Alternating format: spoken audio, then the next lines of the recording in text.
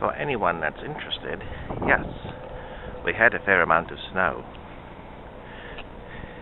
I even dug a little trail out here for the dog to run down to do its business. And then we get down here to the end of the drive.